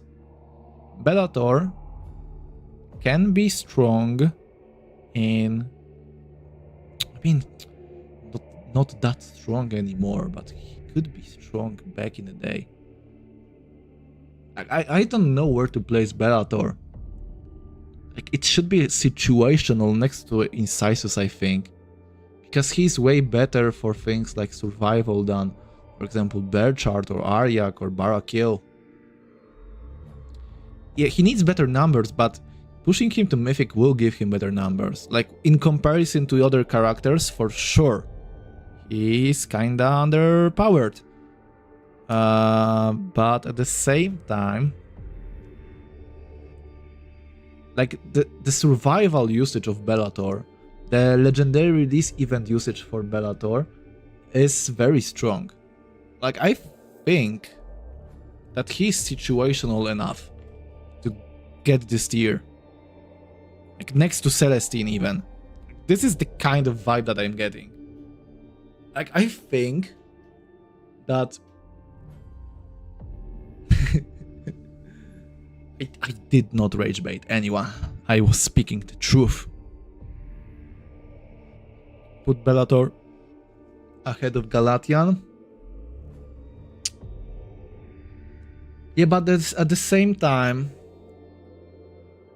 kind of the difference between Galatian and Bellator is that Galatian will be useful in guild raids. I know that it's basically his only use, but he's very strong in it. Like, buffing the AdMech team in guild raids and giving them this debuff or the damage taken is very impactful in my eyes. So in the meantime, Bellator is only used for wave game modes, which don't require so many investments overall. I think you can get things done with lower level rosters there. The guild rates really stat check you, so... Okay, then we have Kalgar. Very strong.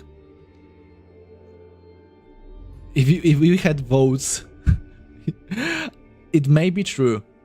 But at the same time, when I said that Giba is bad, I used to be downvoted on Reddit and got told that it's one of the best orcs.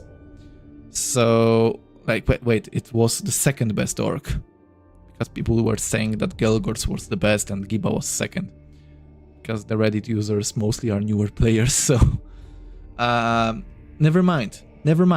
Kalgar, good for legendary release events, solid buffer overall, okay for survival with his active that can clear a wave in a pinch,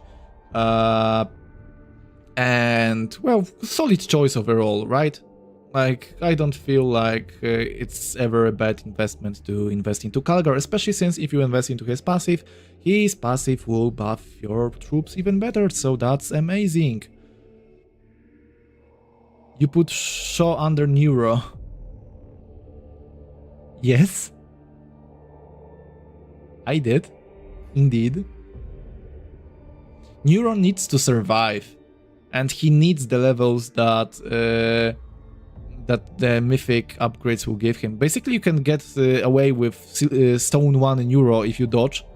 But he still needs the level 50 passive. So getting to level 65 is crucial for this team. Like, I know that Shaw has more uses than guild raids, unlike Neuro. But, you know, if you really want to boost your guild raids performance and you are playing Neuro, then, well, Neuro is the easiest choice that you can make in order to upgrade your performance. That's the easy part, right? I can see that I don't have the Custodes here. Now I just noticed it. I need to find those portraits quickly. Tigurius. No. Just no. If you want someone to carry your campaign event, just go with Incisus. He at least is useful. Or you can go with Titus. Like, he's very strong. Like, if you invest into him, he can basically carry your survival. He can carry your legendary release events. Like, if he fits the requirement of like Imperial, maybe Chain in LRE, he's very strong. Like, not guild rate strong, but he's a very nice investment, to be honest. Like, seriously, you shouldn't feel bad about investing into Titus. Guild War and Arena, Total Menace, indeed. Miss the reasoning behind Dante. Shouldn't be higher for multi-hit team. There are some multi-hit variants, as far as I know, that skip out on Dante. And overall, he is basically unusable in guild raids.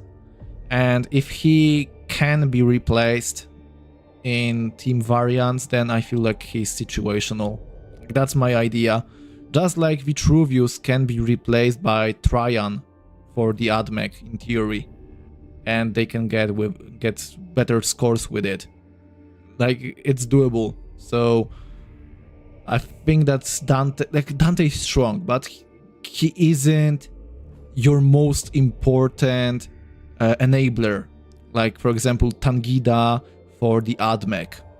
Like, or Helbrecht for Psyker bosses. He isn't on this level. So that's why he is a tier below them. Like, I think that's a solid argumentation. Okay. Now we have Ascor. I think that he isn't as good as the tanks in E. I think that only if you like him. I think that this is where he belongs. I may be wrong, but I feel like Ascor doesn't deliver. Like, sorry. It just feels like it. Comment when you are very wrong about something. Certus, 100% worth it. Okay, S tier, right? We can agree that Certus is S tier because Incisus better than Isabella. Don't get it. The reason for Incisus to be better than Isabella is that Incisus is required for Extremis campaign event. Incisus has also very nice legendary release event requirements, and I can see the mayhem of Certus. Certus isn't worth it, guys. Like, it's a solid meme.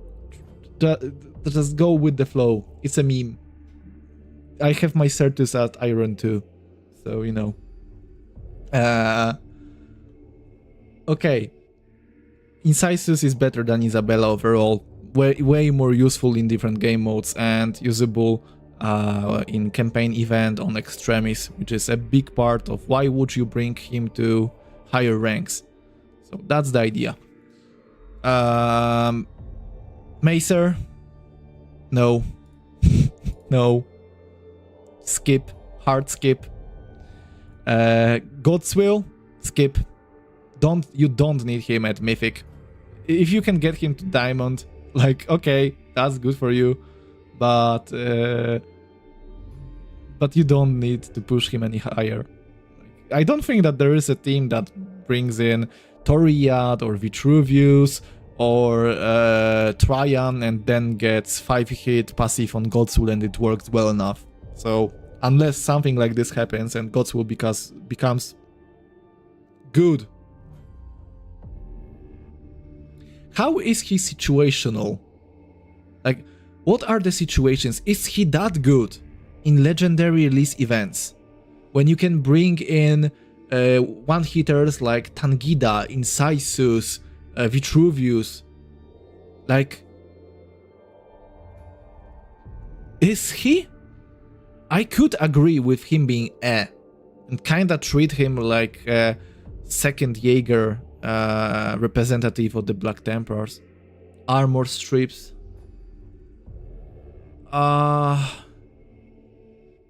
Yeah, but at the same time we should include Snappa then, right? Like, Stance and Overkill's Titus, that's PvP. Sorry, I rage baiting again, I guess. Doing everything to keep Defecticon in chat. I just use Godswool in Guild Wars when I bring in some buffers, and I just use him over PvP. So PvP doesn't need Mythic yet, so that's only if you like it tier for me. Thaddeus is the same. He used to be good in guild raids. Not anymore. The future is now, old man. Like, it is time to move forward. And let's agree that Thaddeus is no more. Like, just like Godswool is budget Karn, Thaddeus is something like, I don't know, budget Chosul, let's say.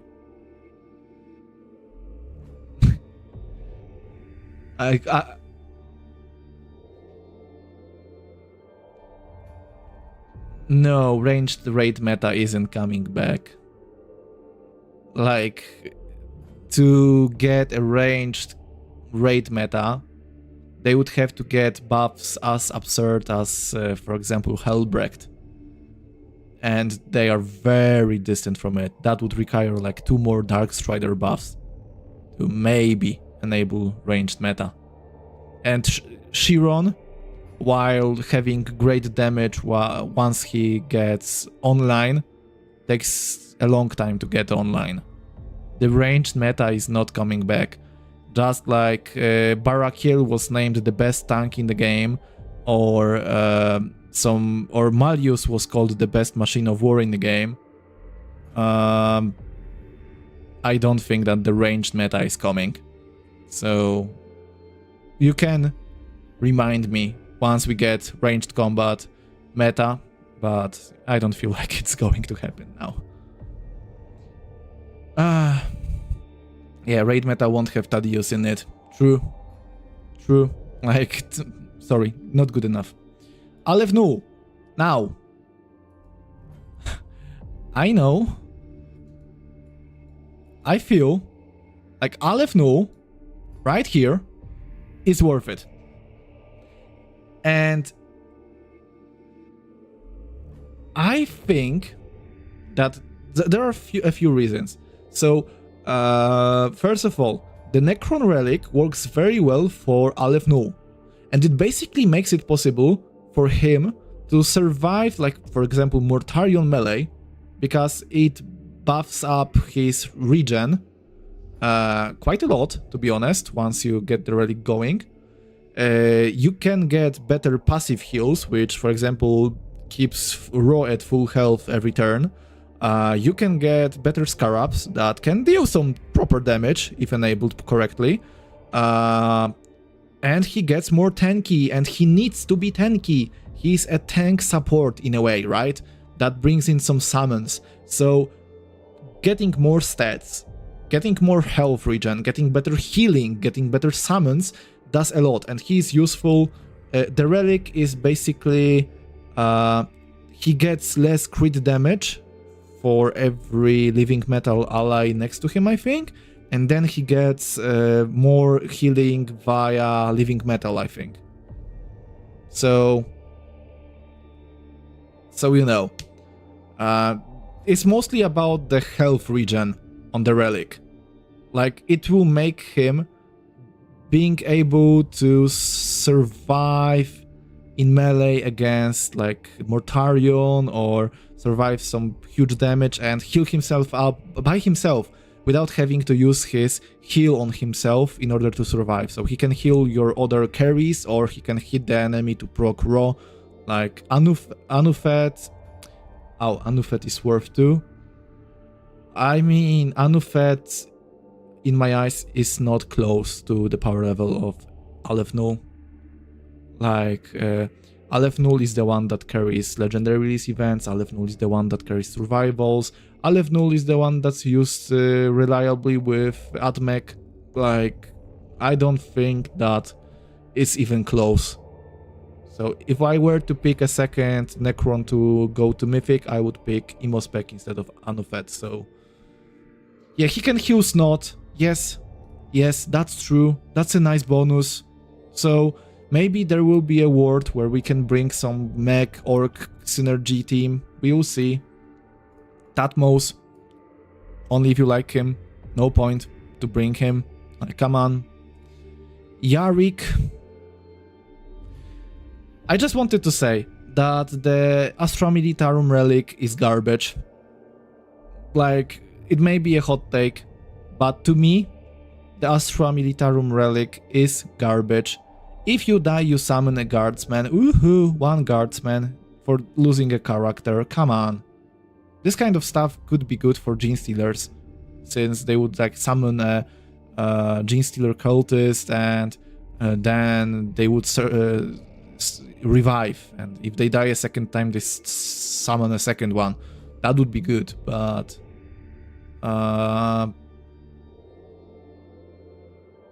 yeah, Astra Militarum sucks. So I'm sorry, Yarick. Like, he has potential with the Isaac team, maybe someday, but it's not the name yet, and he isn't that useful in any other game modes because what he can do, other Imperials can do better. That's basically it. So, you know, I need to zoom out again. So many things going on. Okay, now we have what's it called? The World Eaters guy with big axe. This guy here. This fella here. I don't think that he's worth it in like for any game mode. Like, if you have him at Diamond, that's good for you, but do you need him any higher? Tarvak, thank you. Yeah, Tarvak. Do you need him any higher than Diamond? Like, no, you don't need him any higher, right? No uses over than this. Archimatos. Now, Archimatos goes next to Harken, kinda. Because he is useful for the Horde game modes, where you can... Yes. He can be used in Horde game modes, so that's good. That's a good use for him. That's a reason to get him higher. Like, that's good enough. Just like Matanilo, for example. Like, those are the uses. Survival, legendary release events. That's good enough, in my eyes, to consider getting them higher. Because they are useful in a few game modes. Like, we will need to see whether the Bloodletters are good enough to be a little bit better. Yeah, and the relic is quite okay. Wouldn't call it like the most hype relic that we have. That would be the Snotloga relic, of course. But, you know. Yazagor. You can have a Neuro team where everyone is Adamantine 3, and your Yazagor could still be at Stone 1, and he would have the same performance. Like, of course, he would do less damage, but you know what I mean. He does not need to be pushed in the team. He's here just for the active, and the active doesn't require you to invest so much into it. Goodbye, folks. Thank you for joining us. Hope that you have a nice evening too. Okay. Now we have... what is that tier above Snot? Trust me. Okay, now we have Karn. So... Karn. Very strong. Like, I think that it's an easy choice, right? Good in horde game mode, solid legendary release event requirements, usable in the guild raids. Like, I think that Karn is good enough for A tier. That's my idea. I think that he is good enough. What do you think, guys? I think that Karn deserves an A tier. He's very strong and usable in multiple game modes, so... Like, wouldn't call him 100% worth it instant push, but I would say that he is a good investment overall. Okay, now we have Rusk. Rusk is kind of like the rest of the tanks to me. So he does the tanking job well. He's better than Toph in it. But he doesn't do much more, right? So I think that he deserves the tier. Like, it's mostly like, It's like a positive maybe? Maybe? Like this?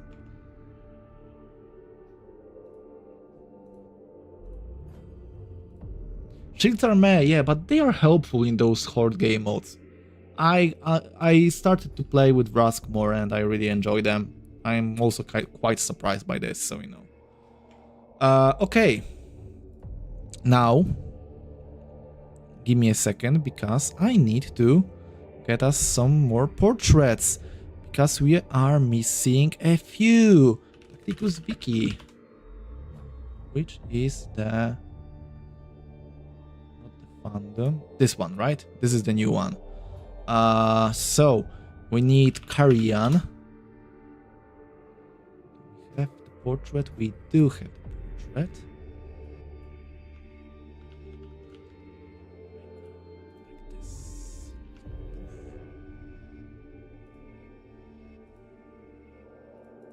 Give me a second.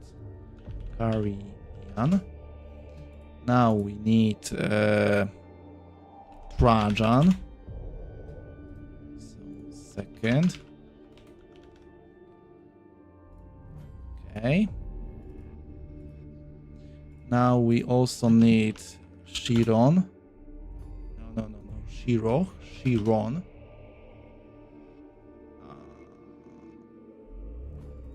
Can I not click him? Oh, no page yet. Okay. Damn.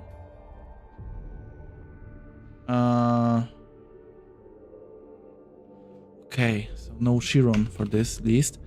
What was the name? Aesop. Okay, so we have 3 more to include. We will do it quickly.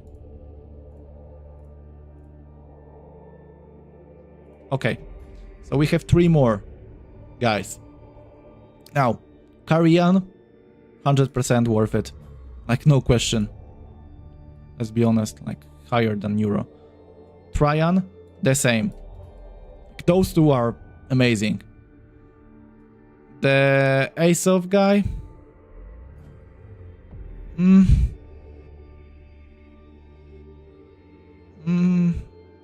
No.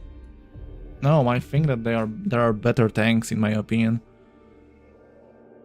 I think that they are not that good.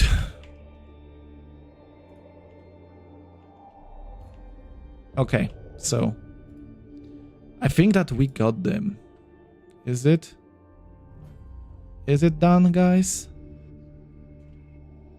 think that it is done. I think that we got it. So that's the tier list. Okay, let me just... Yeah. Okay, so that is the tier list here. We got through all of the characters. So Aesop is in only if you like it tier. Because I don't believe that he is as good in wave game modes as, for example, Barakiel or Burchard. He is good in PvP, but you don't need Mythic level in PvP yet. So for now, I don't believe that you should invest into Aesop at Mythic. That's my idea. You can fight me, of course. Yeah, but Tyrant Guard is... The thing with Tyrant Guard is that he feels very nice niche uses in legendary release events. And Aesop kinda doesn't do it yet. So, you know. What about his passive? Does it buff Carrion and Karn's extra attacks? Yes, it does. But at the same time, it's not good enough when you compare it to other buffers for Carrion, for example. Like, trust me, you don't want to invest that hard into Aesop. He is the weak link in the Custodes faction. That's my opinion. You may disagree, but I think that there is no reason to invest so much into him. One hit physical isn't nice for legendary release events. While it is, you don't need tanks in one hit physical, because in one hit physical, Tangida summons do the tanking for you. You need healers and you need summoners to deal with one hit physical. Tangida summons will be the tanks for you. And well, if you invest into Tangida, like we have here, you won't need Aesop to tank for you even more. So that's my idea. Anyway. Whew. No summon condition. Thankfully they started to not include those. They were very common back in the day. Could you explain Eldrion, please? Where is he? Very strong. Is he very strong? I mean... Huh. Yeah, I think that we got Eldrion way too high when I look at this list. Like, Hellbrecht is way stronger, for example. I think like he should be like next to Ahriman. I think that it's fair. I think that Eldrion isn't the S tier that he used to be.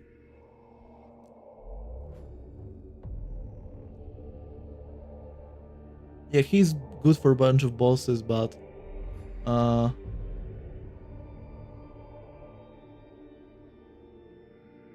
think that do we have anything that's standing out right now that's like, guys, look at the list and tell me, is there something that's like something out of place? Like a lot, like it doesn't fit. You look at it and you go like, holy shit, Niall should be S tier. Why is this in the only if you like it tier?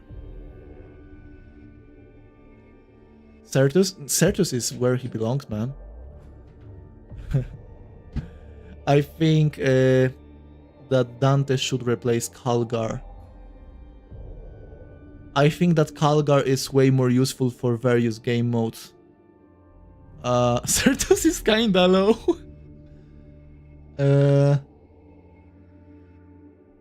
Huh.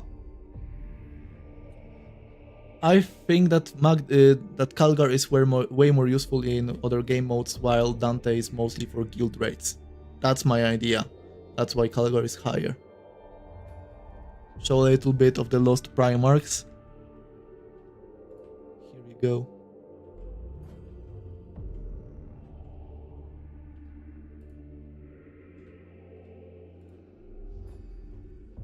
Here we go. Let me zoom in a bit.